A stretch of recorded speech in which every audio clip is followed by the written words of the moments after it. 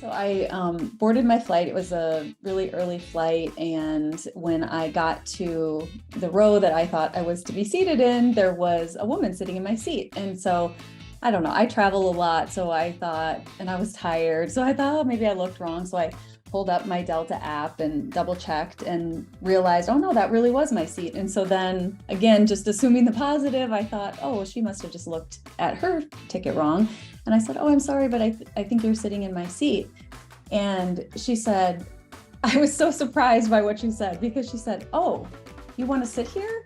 And she said, oh, well, I just thought I could switch with you because these are my kids. And she pointed to the two seats next to her. And there looked to be a boy who was roughly 15-ish, and then a girl who looked maybe more like 11-ish.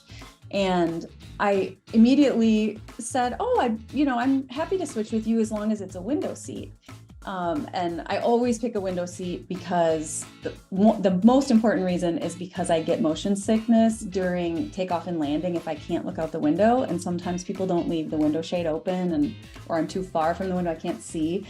So that's the biggest reason. And then the second reason is I don't get a lot of sleep. So I usually like to be able to sleep on a plane. And being in the window seat obviously gives you that easiest opportunity to do that. So anyway, my reaction first was, sure, I'm happy to switch with you as long as it's a window seat. And she said, oh, it's right here. And she said it like, oh yeah, great, it's right here. And so I thought, oh, it must be the window seat. But then she pointed to the middle seat that was in the row right behind the seat where I was supposed to be sitting. Not even exaggerating, I had 90 minutes of sleep the night before. I had this big presentation I needed to give once I arrived at my destination. And I was just like, I told myself, like, you have to take care of yourself. Like, you need sleep on this flight. You picked this seat in advance, stick with the seat. And I said, the middle seat right there. And she said, yeah, it's just right here.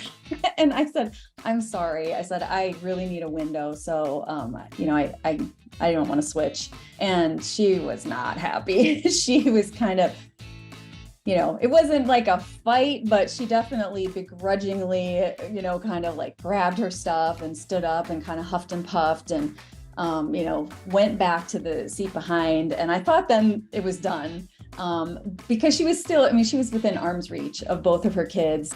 The woman behind who the seat switcher was talking to, was so kind, and she continued to be kind, but she was absolutely defending me. I don't know who she was. She was a stranger to both of us, but the woman first said, I can't believe the airlines don't put us together, with our kids. And the woman said something to the effect of, yeah, I know it's nice to sit with your kids, but when that happens to me, I always just try to talk to the gate agent before I get on the plane, or I try to pay to have seats together ahead of time.